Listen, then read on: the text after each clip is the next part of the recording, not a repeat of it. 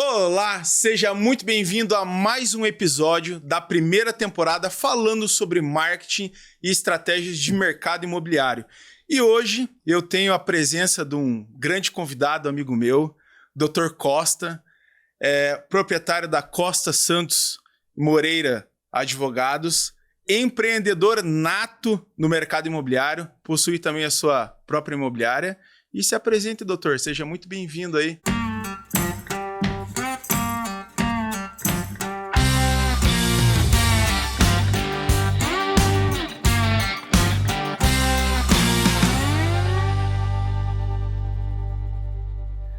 Obrigado. É com muito carinho que venho abrir esse fantástico programa, né? Esse podcast que só tem um sucesso a desejar e é de muito bom carinho, um coração aberto que estou aqui junto com você nessa empreitada. Meu, que muito você obrigado. precisar de mim.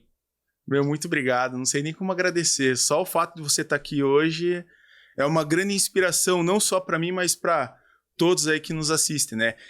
E hoje eu vou tentar tirar algumas estratégias jurídicas, né? O Dr. Costa vai falar bastante para nós aqui. A gente vai entrar bem nessa parte jurídica sobre o mercado imobiliário, que muitas das vezes, né, o corretor, o dono da imobiliária, não se atenta a algumas situações que, com certeza, né, ajuda também na estratégia da conversão com o seu cliente ali no ato da venda, né? E começa contando pra gente, Dr. Costa, como é que funciona o trâmite ali, o departamento jurídico, a questão ali junto à Caixa Econômica, as principais informações, as informações mais importantes, né, no ato da assinatura de um contrato. Vamos lá. O que a gente tem que entender quando a gente fala de instituição financeira, tá?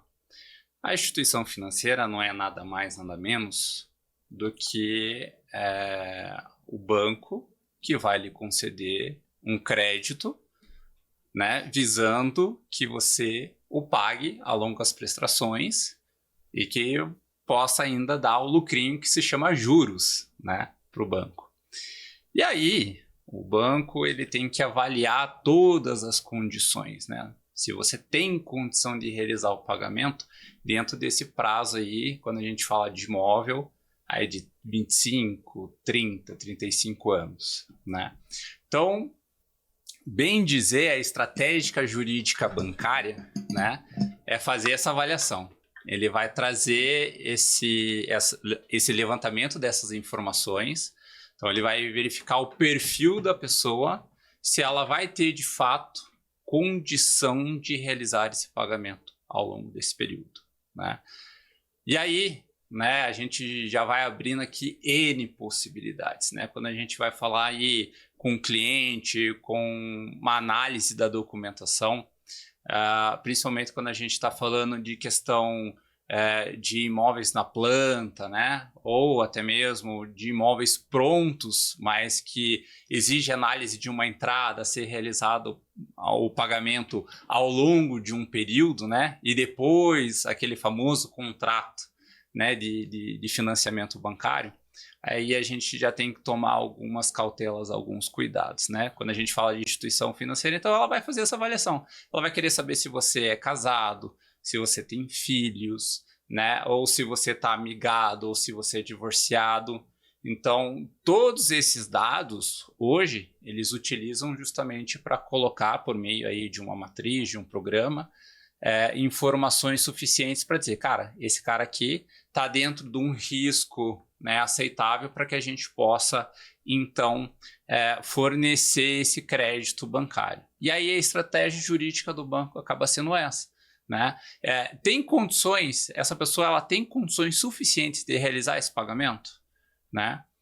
Assim como a própria imobiliária também vai fazer essa análise desse perfil, né? Só que um pouco mais assim, tranquila do que propriamente o banco, porque quando a gente fala da construtora, né, ou da incorporadora em si, a gente vai estar falando ali de um prazo, às vezes, de até 60 meses, né, 5 anos. Né? Agora, quando a gente fala de banco, para né, 360 meses, a diferença é bem grande. Então, essa análise, de fato, ela tem que ser feita dentro das suas proporções reais, sabe? É gritante. E sem falar ainda que esse trâmite, vamos supor assim, o cliente ele aceitou a proposta de comprar o imóvel. Ele assinou o primeiro contrato ali ou com a imobiliária, incorporadora ou construtora, e logo depois ele tem que assinar com a Caixa. Isso, e ele tem que estar muito bem orientado antes de chegar lá, porque a tua venda pode voltar para trás, né? Pode. Então, se de fato, né, não haver já o cumprimento das primeiras obrigações, como um sinal de negócio, como pagamento já de algumas parcelas, antes de assinar o contrato caixa, já pode ser que o negócio já tenha uma formalidade de dissolução contratual, de um distrato, de uma rescisão, algo nesse sentido. Então, assim, acontece, tá? Acontece mais do que a gente gostaria, né?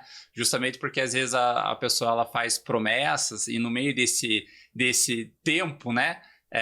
Muita coisa pode acontecer. Então a pessoa às vezes estava predestinada a casar, daí logo em seguida teve algum problema ali entre o casal decidindo se separar e aquela renda, né, que ia ser composta para adquirir aquele financiamento, ela acaba se quebrando.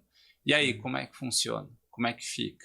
Porque daí cai na análise de risco, aí o risco que estava lá numa previsão razoável é lá em cima, e aí o negócio já muda todo, né? O cenário, né? Exatamente. E o legal, assim, que eu vejo, né, essa é uma informação muito válida para o mercado, né? Porque, você veja bem, grande parte dos profissionais, eles não passam essas informações detalhadamente para o cliente. E o fato de você passar esse conhecimento, essas informações, já te coloca à frente do mercado, né? Exato. Na realidade, hoje a gente tem que analisar de ambas as formas, né? Tanto de uma forma estratégica, e aí a gente fala jurídica, quanto de uma forma estratégica comercial, né? Comercialmente falando, a gente quer vender, né? A gente quer, de fato, movimentar o mercado imobiliário. Por quê? Porque, primeiro, é um produto extremamente caro, né? Dentro do mercado, é onde a gente vê os tickets mais altos e que as comissões são boas.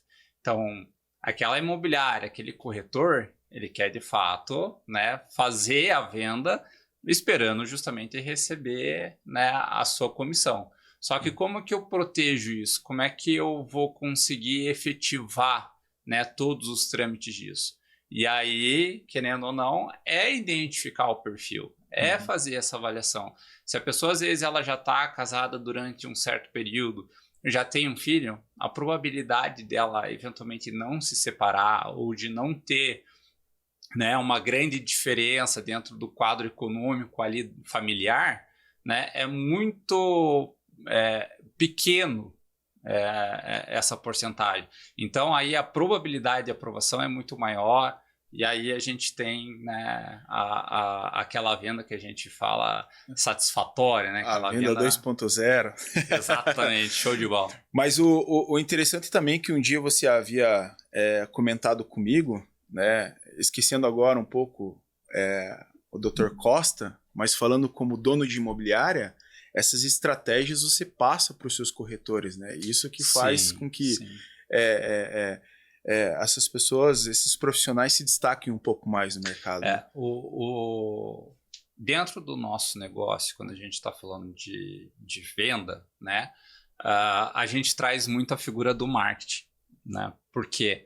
Porque se a gente realmente não trazer aquele sentimento de que a pessoa está realizando aquele sonho, né? Porque hoje a casa própria, ela é um sonho, né? Sim. Você ter, seja às vezes uma casa que a gente está falando aí do Casa Verde e Amarela, né? Até mesmo uma casa já de médio, alto padrão, é um sonho. Em todas as instâncias. Às vezes gradual, né? A pessoa começa com uma casa verde e amarela, depois vai indo com uma casa médio padrão e aí com uma casa de alto padrão, né? Subindo. Mas cada um na sua etapa, ela está cumprindo aquele desejo. Então a gente respeita isso e a gente tenta identificar justamente qual que é a dor da pessoa, o que ela quer, o que ela almeja, sabe? E deixar de fazer só aquela entrevista básica. Você é casado, você é solteiro, você tem filhos, qual que é o valor da sua renda, você já teve financiamento, você tem já, né, algum outro tipo de financiamento que possa prejudicar essa análise de venda? Não, sabe? Eu quero te conhecer, eu quero saber quem é você, né? Esse imóvel hoje que eu estou te vendendo satisfaz você? Essa é a primeira pergunta, sabe? Esse é o primeiro sentimento que a pessoa tem que entender do seu cliente. E aí a gente tenta trazer isso aos nossos corretores, tenta trazer isso à nossa equipe, justamente para achar o diferencial. E eu falo muito para os nossos corretores que a primeira venda, a venda de sucesso não é na primeira venda, é na segunda. Quando a pessoa ela retorna e ela fala assim, o cara me atendeu tão bem, me atendeu tão satisfatoriamente que eu vou procurar ele de novo para ele me vender o próximo imóvel. Nossa, sabe? Que sensacional. É a visão da venda, né? É você resolver o problema do cliente ali com vontade, com amor. Isso é amar a profissão de verdade, né? Legal, legal, legal. E, cara, isso é um diferencial no mercado, né? Eu utilizei essa estratégia, sabe? Também na advocacia. Ou seja, na realidade, eu produzi ela na advocacia e trouxe ela também para a área imobiliária. Por quê? Quando eu estou tendo um cliente com um problema, com uma situação, seja de imóvel, né, ou com a sua empresa, eu tenho que entender o que ele quer. Qual que é a razão, né? Por que ele está me pedindo socorro? Né? Qual que é a dor? E aí eu achar meios, achar mecanismos para que eu possa resolver aquele problema, ou aquela dor. Ou, ao menos, tentar amenizar, né? E aí a gente trouxe isso também para o nosso campo imobiliário. Por quê? Porque daí o cara vai entender, não é possível agora, nesse momento, mas como que eu posso te ajudar, sabe? Como é que eu posso, ao longo do tempo, promover isso? Então, vamos fazer o seguinte, hoje você não tem condição, certo? Mas se você, num período de 6 meses a 1 ano, começar a ter esse tipo, já sabe, de métricas aqui, de análises, com certeza você vai conseguir análise de um financiamento melhor. Então, a chance de aprovação é muito maior. Ou, se não, vamos partir para outro campo, o próprio consórcio, a depender da situação. Então, tem muita gente hoje que adquire imóveis com consórcio também, sabe? Então, tudo isso a gente tem que fazer essa análise, tem que sentir o cliente, tem que ver o perfil dele. E aí, né, que vem o pulo do gato. Aí como que os corretores, como que as pessoas se preparam para isso? De que forma, sabe? E aí, justamente, quem tem hoje a melhor equipe, você pode perceber que é o profissional que está lá na ponta que conseguiu transmitir isso, sabe? Você entendeu isso aqui, ó? É advogado ou é vendedor? Porque, cara... É os dois. Não, olha a sacada, olha a sacada. Ó, se liga na estratégia.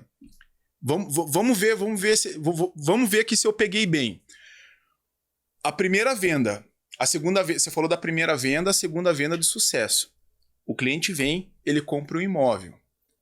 Seja ele financiado, né, que provavelmente ele financiou uma vez, ele não vai conseguir financiar a segunda. Mas dependendo do atendimento, de como você prestou a tua consultoria como profissional, né, no atendimento ali na venda, você pode fazer um pós-venda, criar um relacionamento e depois vender um consórcio. Também. Tô enganado? Ou seja, você já vai colocando para ele que isso é um processo de investimento. Às vezes ele queria comprar uma casa já média padrão, mas ele não tinha condição. Então, adquira essa casa que já é Minha Casa Minha Vida e já vai se preparando para que há uns 5 anos, 10 anos, você tenha condição suficiente já de comprar uma casa já de médio padrão. Você está conseguindo entender? Nossa, você já vai treinando a mente da pessoa para que ela possa ir se desenvolvendo financeiramente e ela possa ir guardando recurso. Claro que assim, a captação depende muito do perfil. Sim, né? Sim. E aí tem pessoas que de fato elas começam a aderir àquilo e tem pessoas que infelizmente, a sua grande maioria, às vezes acabam, eu vou realmente na parcela, eu vou realmente no que deu certo. E tem outras pessoas que falam, então não deu certo. Tá, mas e digamos assim, ele comprou o imóvel, certo? Financiou. Aí depois você vendeu um consórcio. Ele foi contemplado. O que eu posso fazer com essa carta? Então vamos lá. Existem hoje várias formas, né, dentro do consórcio. Eu não sou especialista no consórcio, nós temos diversos amigos. Mas é especialista, né, em estratégia, vamos lá. Mas a gente utiliza justamente isso, né? Então a carta de consórcio, ela não é nada mais, nada menos também do que um dinheiro, né, que dentro de um grupo consorcial foi de uma certa forma sorteado, conseguiu contemplar, né, algo dentro desse lance, assim dizendo. E aí a pessoa pode utilizar daquele crédito para comprar um outro imóvel, não aquele em si. Ou às vezes pode utilizar daquela carta de crédito, que às vezes a dívida é muito menor, quitar o financiamento anterior, entendeu? E aí alienar aquilo já de uma forma que possa reduzir ainda o valor da parcela. Então, ou seja, você está ganhando um gancho de mercado, você está ganhando realmente estratégia financeira. Ou senão você fala assim, olha, eu já estou há um tempo com esse imóvel, né? Vamos supor aqui, 5, 10 anos. Estão me imaginando, estão começando a flutuar. E dentro desse período eu já paguei uma boa parte e valorizou meu imóvel. Certo? E essa carta, em contrapartida, ela contemplou. Eu consigo pegar o dinheiro de uma eventual venda no meu imóvel, acoplar essa carta e aí realmente adquirir o imóvel que eu já gostaria de ter. Então, isso é estratégia financeira. Cara, que isso estratégia. É estratégia de mercado, entendeu? E aí vem também, né, análise jurídica, né? O advogado em si, ele não é só para resolver problema. Ele não é... às vezes a gente tem aquela figura que não, o advogado que eu tenho é só para resolver meus pepinos. Não, cara. Cara, é estrategista. Não, é estratégia, ele vai desenvolver junto com você um negócio, né? Eu tenho, às vezes, com meus clientes como se fossem meus sócios. Porque se o cara ganhar, eu também estou ganhando. Eu também produzindo, sabe? E aí que vem a diferença da coisa, a diferença do negócio. Sensacional. E ninguém faz isso no mercado, né? Eu, particularmente, 7 anos aí já de mercado, já fazendo tráfego e tudo mais aí pro mercado imobiliário, eu nunca vi ninguém aplicar uma estratégia dessa. Cara, aí você vê só. Assim, a gente no mercado imobiliário lida com muitos tubarões, né? São raros, mas tem bastante, né? São raros, mas tem bastante. Mas na maior parte, o pessoal ele tá ligado realmente àquela questão de comissão. Tipo, eu quero vender para ganhar comissão. Tá focado na venda, né? Exato. E assim, não é só isso, entendeu? Você já tem que vender e fazer o pós-venda junto. Porque imagine só dentro desse período como que vai começar a galgar negócios, sabe? Então, aquele negócio que já entrou, você já galgou aqui, mas lá na frente tá galgando mais, ou seja, daí você tá recebendo um negócio que tá entrando naquele momento, mais o negócio que você galgou lá atrás. Você tá conseguindo entender, né, a formatação hoje de que a venda não se dá somente naquele momento, assim, de assinar o contrato, beijo, tchau? Sim. Você está conseguindo compreender que é muito mais? Perfeito. Você está ajudando a pessoa ali. Exatamente. A subir na vida, né? A mudar o cenário financeiro, né? Mas legal. Mas ó, uma coisa bem importante também, doutor, que eu queria perguntar para ti, que é uma das principais dúvidas que eu tenho também em relação ao mercado. O corretor está muito focado na venda, como a gente falou, né? Mas ele não sabe como funciona o processo, trâmite, documentação, direitos e deveres, responsabilidade. Aonde é que influencia a parte ali, os direitos do corretor, porque envolve construtora, às vezes envolve incorporadora, envolve banco e envolve a imobiliária. E aí o corretor ele simplesmente está negociando um imóvel sem ter ciência do trâmite dessa documentação. Aonde ficam os direitos ali? Então vamos lá. Cada um tem um papel muito importante nesse cenário, né? A construtora antigamente ela construía e vendia, né? Então ela já tinha aquele padrão de grande escala interno, né? Que a gente chamava também de house. Hoje, pela formatação de negócio e pela facilidade de venda, elas vêm, então, fazendo parcerias com imobiliárias, com corretores, né, e assim por diante. E aí a gente tem que falar mais sobre a parte de qual é a função de cada um nesse cenário, né? E a gente tem que ter essa analogia de qual que é o papel da construtora, de qual que é o papel na imobiliária, de qual que é o papel do corretor e de qual que é o papel do cliente, tá? Lembrando que quando a gente está adquirindo um imóvel, né, a gente está adquirindo um patrimônio e de um recurso financeiro grande, quanto maior maior a oportunidade, a possibilidade também de ter um problema. Então, a gente tem que ter hoje uma transparência muito grande. Então, quais são as funções? Por exemplo, a construtora, se ela está desenvolvendo um projeto, ela de fato entregar aquele projeto. Como que foi a propaganda disso? Como que foi a venda? Qual que é o espaço? Qual que é a metragem?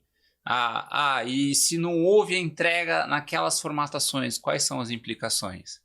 E aí a gente tem N situações, inúmeros casos aí, né? Se a gente der um Google hoje na justiça, a gente vai achar muitos casos, né? E que às vezes foi prometido algo e não foi entregue dentro daquela formatação, sabe? E tem outros casos também que daí a gente já está falando no quesito imobiliário e corretor. Por quê? Porque o cara, às vezes, naquela ganância de querer realizar a venda, esquece de detalhes fundamentais ou aumenta, sabe? O ingênuo, em número e grau, aquela proporção, de fato, para conseguir realizar a venda, porque às vezes o cara está precisando de tanto dinheiro ali que ele está falando, não, isso aqui ó, é show de bola, tal, é assim mesmo, tá, e no fim está vendendo, né, uma outra coisa que não é aquilo que a pessoa deseja, e aí vai ter lá na frente um problema, né? Meu Deus. Que responsabilidade, uma né? responsabilidade muito grande, né? A gente já começa a sentir assim, putz, né? Quer dizer, então, que se eu passar uma informação falsa pode gerar um problema grande para mim? Pode. E aí, você está sendo responsável, no caso, porque você está intermediando uma negociação. Exatamente. Não pense que é a imobiliária e a construtora. Exatamente. E você tem um cresce, né? Não, faz sentido, total. Mas isso é bom, né? Para as pessoas ver a importância de você ter um conhecimento e você poder levar esse conhecimento para a mesa, para o teu cliente. Sim, né? sim. Isso faz com que você se destaque como profissional no mercado. Então, o que a gente precisa entender, de fato, qual que é a função de cada um. Então, vamos lá. A função da construtora, ela é desenvolver o projeto, né? E entregar aquilo que ela está prometendo dentro daquele projeto, né? A função da imobiliária, do corretor, é justamente pegar essas informações da construtora, né? De uma forma a transferir ao cliente que ele possa compreender todos esses quesitos, todas essas informações. Ou seja, né? Quais são os detalhes, forma de pagamento, o que vai ser entregue, se vai ter alguma benfeitoria realizada no imóvel ou não, né? E como que essas informações vão se transparecer ao cliente, que é o consumidor final. E aí a gente está falando numa coisa chamada Código de Defesa do Consumidor, né? Existe uma cadeia, né? Quando a gente chama de cadeia, ou seja, construtora, imobiliária e cliente, consumidor. E aí o que a gente precisa observar? O que eu prometi? Quais são as informações? De que forma que eu prometi isso? Foi no tete-a-tete? Foi por e-mail? Foi pelo WhatsApp? Porque a gente não pode esquecer que também existe a figura do contrato. E no contrato, todas as informações que foram promovidas devem se constar lá, né? E às vezes a gente tem aquela situação da vida real e da vida documental. E aí são os cuidados que às vezes a gente está colocando dentro do contrato, uma coisa que é diferente da qual eu prometi. E aí se a pessoa chega eventualmente num cenário jurídico, pode dar problema. Né? A responsabilidade é grande, cara. É isso aí. Tá, e agora sim, ó, uma outra questão também que eu vejo que é importante, né? Isso agrega muito valor na questão ali da negociação na mesa para o cliente, né? Estratégia jurídica. O cliente ele não quer fechar com o corretor pensando em 30 anos de financiamento, não, a dívida e tudo mais. Deixa quieto. O que você tem a dizer em termos de formalização de contrato? Né? A questão de financiamento ali, a quitação. Que tipo de estratégia o corretor ele pode usar na argumentação para passar essa informação de forma clara para o cliente e fazer com que a conversão aconteça, né? Se hoje, né, dentro de uma instituição financeira, a gente está falando de uma progressão de juros, né? Então, ela paga hoje, na sua maior parte, nas primeiras prestações, os juros, e depois, então, é que ela começa a realizar o pagamento do financiamento em si. Tá? E qual que é a forma hoje que às vezes ela tem de transformar isso, né? Trazer o cenário econômico para a mesa e dizer, olha, às vezes o valor da sua parcela é essa, certo? Então, isso cabe dentro do seu orçamento tranquilamente e não vai prejudicar a sua vida financeira. Mas se você destinar ainda uma outra parte desse recurso e for quitar ao final as prestações lá à frente, o seu prazo, que era de 30 anos, às vezes vai caindo para 25, 20, 10, 5 anos, né? Hoje a gente vê, até mesmo para cenários de investimento, eles de fato acabam realizando compras de imóveis, né, financiados, mas depois que foi entregue e começou até a promover eventuais locações, o cara utiliza daquele crédito, ou seja, para comprar um outro imóvel, ou seja, para realizar o pagamento já de uma parcela e outra e outra. Então, você vai trazendo formatações de como talvez não alongar tanto aquele período de pagamento, sabe? Você consegue trazer realmente possibilidades para o cliente e aí ele vai pensando, cara, eu não tinha realmente entendido que essa formatação era possível, sabe? E aí dentro desse contexto a gente já tem mais uma carta na manga, a gente já consegue trazer mais uma possibilidade para o cliente. E é aquela famosa quebra de objeções, né? Então, vou ficar 30 anos no financiamento, cara, 25 anos, vou ficar preso. E se eu não conseguir pagar, daí eu vou ter que vender. E se eu não conseguir vender, como é que eu faço? Então, olha, existe N possibilidades. Você pode depois, né, fazer uma locação, ou você pode fazer o pagamento de trás para frente, como a gente chama popularmente, ou você pode realmente trazer isso como uma forma de também investimento para vender, né, porque hoje a gente está comprando às vezes na planta um imóvel pronto, mas ali 2, 3, 4, 5 anos esse imóvel já valorizou. Já valorizou muito. Eu comprei o meu imóvel há uns 5 anos atrás, eu paguei nele 220 mil. Hoje ele está valendo 470 mil reais. Né? E a gente já tem hoje possibilidades, inclusive, de comprar um terreno e aí trazer também o cenário construtivo para esse terreno para eu depois revender e criar ainda mais fortuna, entendeu?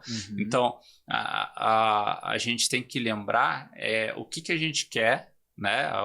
E voltando à formatação da dor do cliente, o que ele deseja, o que ele quer, e trazer argumentos, trazer alternativas, né, para realizar esse tipo de quebra, né, o que a gente chama de objeção, né?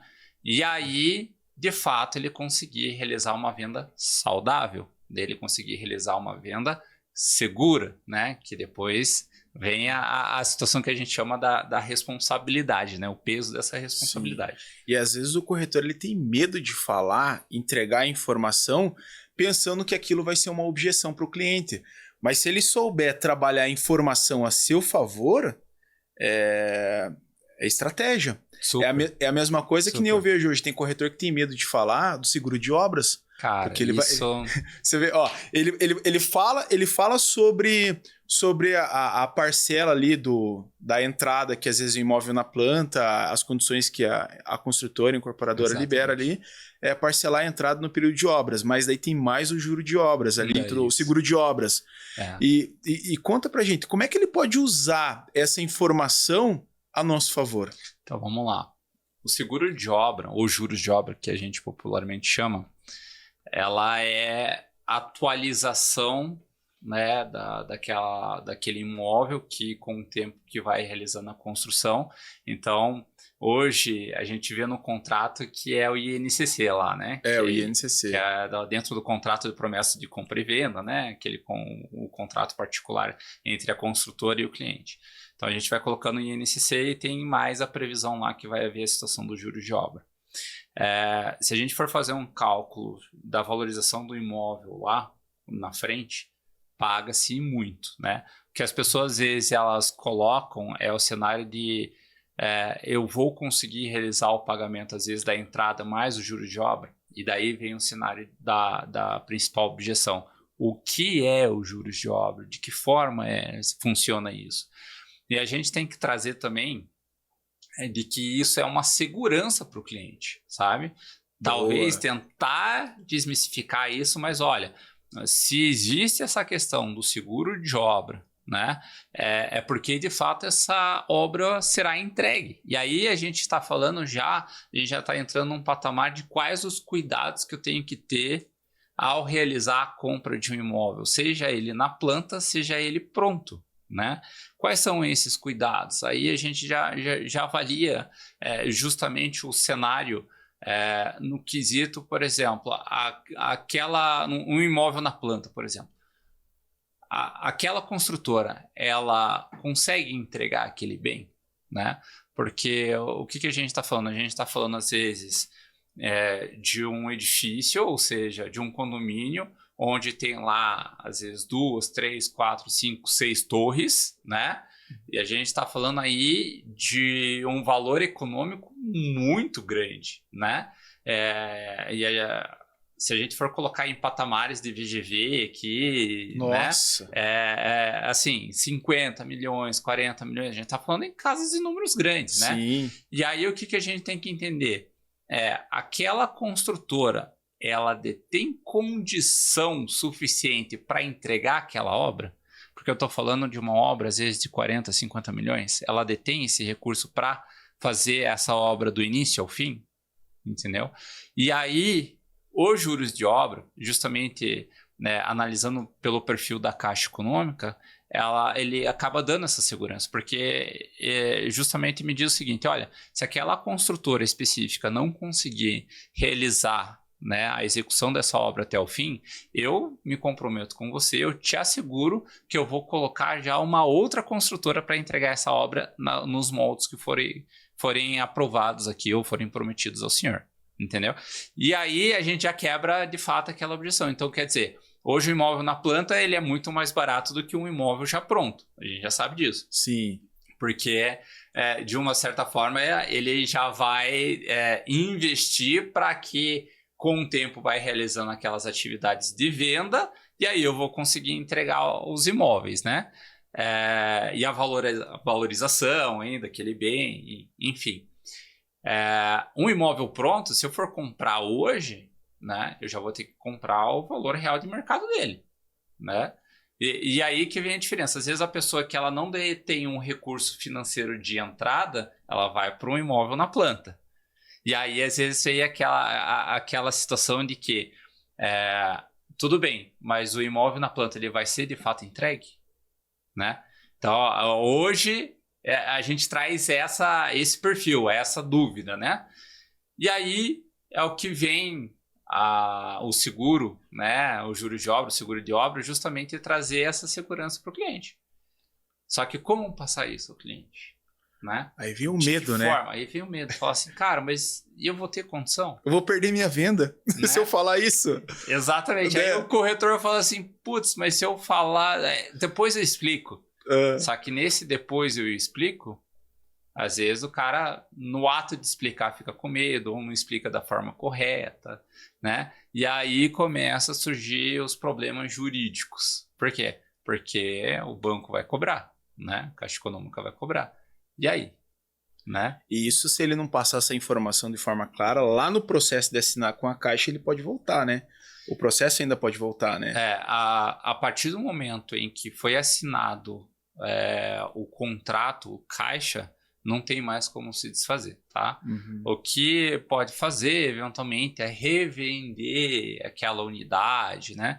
Mas é muito mais difícil, né? É muito mais complicado do que você já vender uma unidade a qual ela não esteja já alienada, assim dizendo. Sim, né? sim.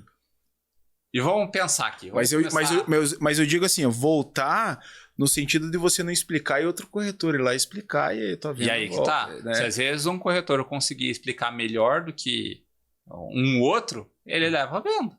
Cara, infelizmente no mercado imobiliário, aquele que consegue prender o cliente de forma mais fácil, né? Explicar de uma forma em que ele consiga criar essa conexão, ele leva. É um mercado sangrento, né? O campo de batalha. Exatamente. Os caras não estão. Mas olha só, brincadeira. Cara, olha que conteúdo louco, velho. Que massa, sensacional. Essas informações aqui você não encontra em qualquer lugar, né? É só com o Dr. Costa. Mas ó, antes da gente pular para a próxima parte aqui, que eu tenho mais umas perguntas interessantes aqui para tentar tirar essas estratégias aí do doutor, né? Eu vou falar tirar, né? Para contribuir com a galera aí. Quem quiser conhecer mais sobre o trabalho do Dr. Costa, sinta-se à vontade, doutor. Coloca aí teu Instagram aí pra galera. Obrigado. O meu Instagram é @Dr. Costa Santos, né? No Instagram. O @ do escritório é @Costa Santos e Moreira. E tem o nosso site também, né? Que a gente sempre está postando lá novidades. Também no meu perfil eu sempre estou mostrando conteúdos, além do empreendedorismo, né? Imobiliário, mas também o empreendedorismo, que eu falo que você bem sabe, eu tenho um café, né? Então a gente tá sempre, sabe, inventando moda, sempre tá colocando. Mas espera aí, deixa eu falar uma parada antes aqui, ó. O negócio é o seguinte, gestor de tráfego, não vem que não tem, que eu já é meu cliente, hein? Não vem que não tem, hein? Mas enfim, vamos lá. Pode falar do... Então vamos lá. Gente, eu, além de profissional da advocacia, eu gosto de empreender, né? Legal. Eu gosto, de fato, da vida do empreendedorismo. E eu acho que isso me fascina. Então, às vezes, minha mulher até tem que me segurar. Calma, vai com calma. Você já está querendo meter o bedelho onde você não pode, onde você não deve. Ou termina uma coisa primeiro para começar outra, porque senão a gente começa a entrar em um monte de negócio e aí, sabe, vai acontecendo muita coisa e às vezes, de fato, ela tem que me puxar um pouco para a realidade para a gente se segurar. Sou meio ansioso com relação a isso. E, de fato, tem que me cuidar. Mas para aquelas pessoas que queiram me conhecer, eu conhecer um pouco mais do meu trabalho, segue lá nas redes sociais, @Dr. Costa Santos, e também o escritório @Costa Santos e Moreira. Legal. Doutor, falando agora vamos falar um pouquinho de conceito, né? O que é um imóvel? Vamos lá. Se a gente parar para falar, né, dentro de uma linguagem chula, assim dizendo, é tudo que não é móvel, né? Ele é um imóvel, ou seja, é um terreno, é um edifício, é uma casa, é um sobrado, enfim, né? É todo bem que ele pode ser incorporado, corpóreo, né? E aí quando a gente fala, começar a trazer aqui o cenário jurídico da coisa, o imóvel hoje ele detém uma matrícula, né? Um cadastro, popularmente. A gente tem o CPF, né? O cadastro de pessoa física, MF, que é Ministério da Fazenda, né? Ou registro geral, cédula de identidade e registro geral. Então, hoje o Julian, ele é cadastrado tanto no CPF quanto no registro e as pessoas conseguem te identificar por isso, né? Sim. O imóvel ele é identificado pelo número de matrícula.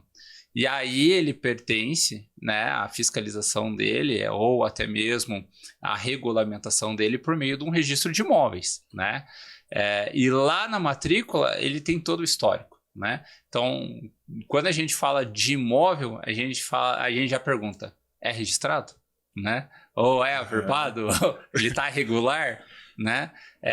Justamente porque a gente daí começa a abrir um campo muito grande sobre posse, sobre propriedade, sobre inúmeros fatores, né? Sim. E o imóvel, querendo ou não, né, o número de registro dele acaba sendo a matrícula e lá consta tudo que aconteceu com o imóvel, né? E aí nós temos matrícula mãe, matrícula e por aí vai, sabe? Vai, tá certo. Doutor Costa, falando agora sobre a parte de compra e venda, quais os cuidados? Vamos lá, quando a gente está falando de compra e venda de imóvel, a gente tem que puxar a famosa capivara do imóvel, né? A gente tem que saber que de fato o que aconteceu, onde que já passou, né? Se existe alguma constrição, algum bloqueio, né? Se aquele imóvel ele é saudável para realizar uma venda, sabe? E aí a gente entra tanto no campo do imóvel na planta quanto também do imóvel pronto, né? O imóvel na planta, por si só, a gente precisa saber quem de fato é o empreendedor, ou seja, o nome de quem que está aquela construção. E aí, geralmente, vem as sociedades de fins específicos, né, para construir aquele imóvel, né, ali para atividade regular. E aí você consegue tirar, né, às vezes dá aquele Google, verificar se de fato aquela construtora é idônea, se ela detém recursos financeiros, se ela já entregou outras obras, né, se ela realmente já teve algumas discussões judiciais sobre atraso de entrega de obra ou coisas como desse tipo, sabe? Então, o que a gente tem que tomar o cuidado quando a gente está falando em imóvel na planta é se aquela construtora, de fato, ela detém recurso financeiro para entregar aquela obra. E daí, quando a gente está falando, às vezes, do imóvel que ele está garantido pela Caixa Econômica ou por alguma outra instituição financeira, a gente já tem um pouco mais de segurança que isso vai acontecer, tá? Quando a gente fala agora, por exemplo, de imóvel de terceiros, né, ou imóveis prontos, aí o cuidado já é um pouco maior, tá? A gente está falando de imóvel, por exemplo, imóvel pronto que foi comprado já por um cliente, ele quer revender.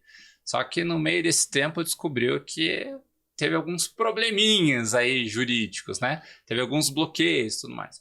E aí a gente tem que tomar as devidas cautelas, e aí a gente fala da importância do trabalho do advogado, que é de fato fazer essa pesquisa, fazer essa consulta, sabe, tirar as certidões necessárias ali, justamente para que possa se identificar se aquele bloqueio é um bloqueio às vezes que é possível sanar ou não. Entendeu? Uhum. Se às vezes a pessoa que está realizando aquela venda, ela está realizando uma venda de forma saudável, ela está querendo frustrar algum crédito que ela deixou de pagar. Ou, por exemplo, estou vendendo antes que eu vá me divorciar, porque daí eu pego o dinheiro e gasto. Então, tudo isso a gente tem que ter um cuidado. E quando a gente fala de cuidado, aí a gente sempre coloca a figura da importância do advogado em trazer esse cuidado para você. A responsabilidade dele é essa, tá? Então sempre tem um bom advogado, gente. Sempre tem um amigo. Pessoas que você tem que ter do seu lado, né? Vamos lá.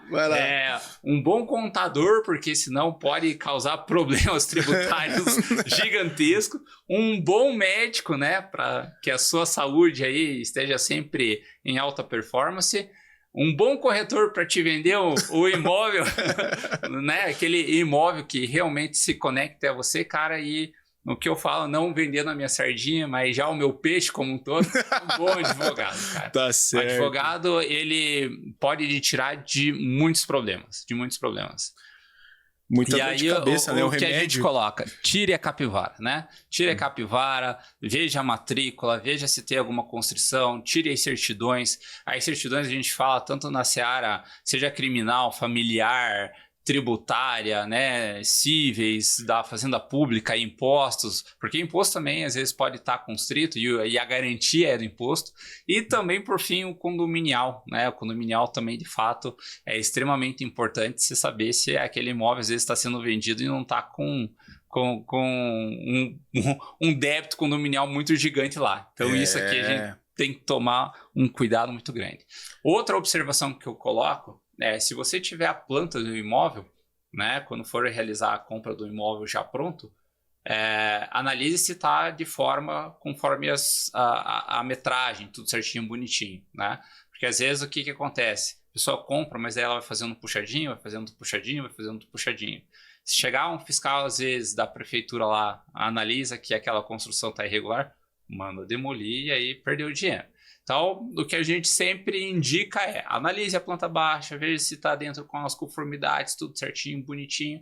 E aí, você fazendo toda essa análise, né, documental também da pessoa, porque você tem que tirar certidões do terreno, da propriedade em si, e da pessoa, e ver se a pessoa, se ela é casada ou não. Se a pessoa for casada ou se tiver já um cônjuge, tem que tirar dos dois, né? Dos dois, justamente porque às vezes aquela famosa situação, vocês são casados? Não, a gente só vive junto. Há quanto tempo? Há 20 anos. Construir aquele patrimônio, né? E aí, no ato, às vezes, de uma separação, tá naquela discussão de quem fica com o quê, com a casa ou com o imóvel, ou vai vender e tudo, e aí a gente tem que tomar essas precauções, porque lá na frente, por mais que seja uma situação de terceiro de boa-fé que adquiriu e que a pessoa que se sentiu lesada pode pedir a reparação de quem o lesou, né? Às vezes pode causar um problema muito grande na sua compra e venda. E aí, a gente está falando de inúmeros cenários. Gente que já vendeu casa 2 vezes o mesmo imóvel. Nossa, aí, cara, pode dar problema, né? É muito importante realmente que você tome essas precauções. Se você tiver, de fato, um acompanhamento jurídico aí, peça para que ele faça essa análise para você, porque... Principalmente imóvel de terceiro, né? Imóvel, quando a gente fala disso, tem que tomar um cuidado em dobro, se não em triplo, e por aí vai. Não é só chegar lá com o dinheiro e comprar e tá tudo certo. Não, é importante contratar um advogado para fazer todas essas varreduras, né? No campo imobiliário, eu te falo, meu amigo, que o que tem de gente, às vezes, que compra de imóvel que tá com problema é muito grande. E com certeza se arrepende depois. Às vezes compra posse, ou às vezes comprou propriedade e não foi lá, nem visitou, nem viu o que estava acontecendo, nem viu que tinha outra pessoa morando lá, e daí a outra pessoa entrou com uso capião, aí vem aquela discussão de posse, quem tem direito de restituir a posse, ou reintegrar, ou se emitir.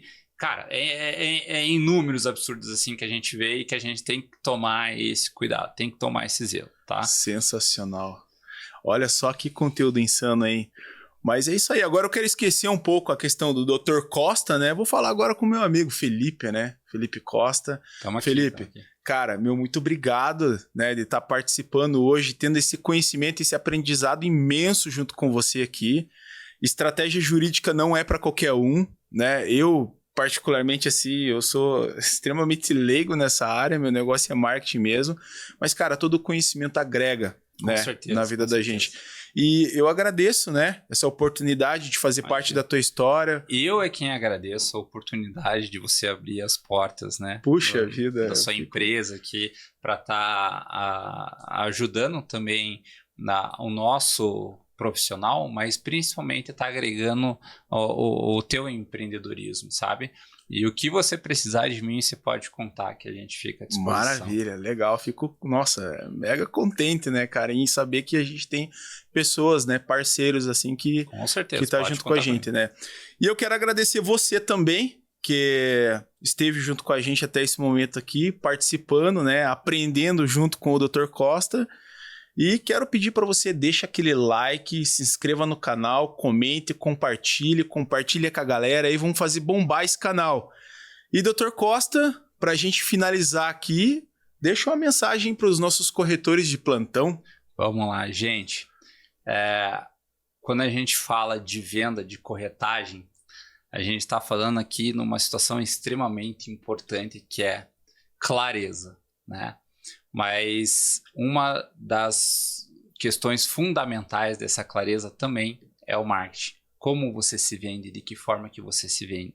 Se você tiver uma agência que prepara isso para você, que te coloca realmente num estado profissional em que aquele cliente te deseja ou queira comprar aquele imóvel com você, cara, é fantástico, fundamental. Aí as informações que você prestar, os cuidados que você tiver nessa prestação de serviço, cara, é só sucesso. E, sinceramente, né, o Júlio já atendeu nossa imobiliária e é só elogios mesmo. Eu fazia uma coisa, querendo ou não, um pouco menos profissional, né? Ele trouxe uma visão para nós de um profissionalismo imenso, né, para a parte imobiliária, que a gente deixou de ser aquela imobiliária, às vezes, né, de bairro, né? Não falando mal de imobiliária de bairro, mas a gente passou a transformar realmente a um negócio grande, sabe? E quando a gente fala em business, né, seja em qualquer área de empreendedorismo empresarial, a gente tem que falar em como que a gente se vende. E nada melhor do que a publicidade, do que a agência por trás disso.